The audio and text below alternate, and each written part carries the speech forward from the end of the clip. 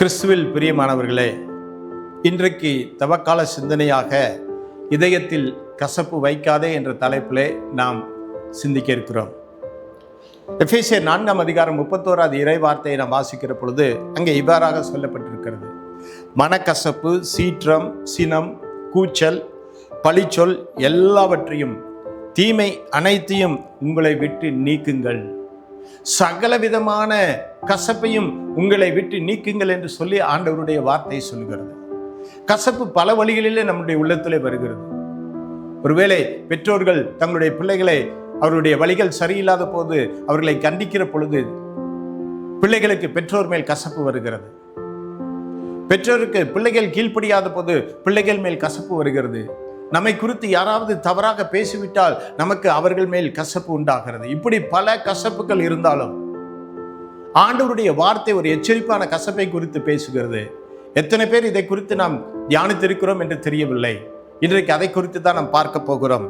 எரேமியா 2 அதிகாரம் 19 இறை வார்த்தையிலே, உன் கடவுளாகிய ஆண்டவராம் என்னை புறக்கணித்து தீயது எனவும் கசப்பானது எனவும் கண்டுணர்ந்து கொள்.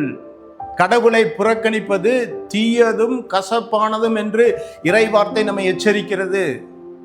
இந்த கசப்பு மாத்திரம் நம்மளுடைய உள்ளத்துல வந்துடவே கூடாது.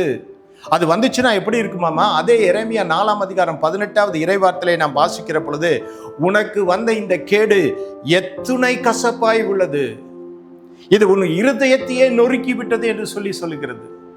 ஆம், என கருமையானவர்களே, எல்லா கசப்பையும் விட மகா கேடான கசப்பு இதுதான். நாம் ஆண்டவரை புறக்கணிக்கிற பொழுது நம் உள்ளத்திலே உண்டாகிற கசப்பு அது எத்தனை கசப்பாய் உள்ளது, இருதயத்தையே நொறுக்கி விடுகிறதாக இருக்கிறது. ஆம், என கருமையானவர்களே, சிம்சோனுடைய வாழ்க்கையை பாருங்கள். ஆண்டவராலே வல்லமையாய் பயன்படுத்தப்பட்டு கொண்டிருந்தான்.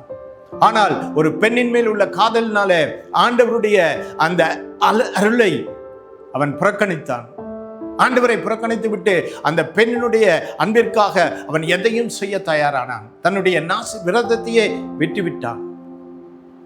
அந்த ரகசியத்தை அந்த பெண்ணிடத்தில் சொன்ன பொழுது அவன் பாருங்க மிகுந்த கசப்புக்குள்ளாக போனான் என்று பார்க்கிறோம்.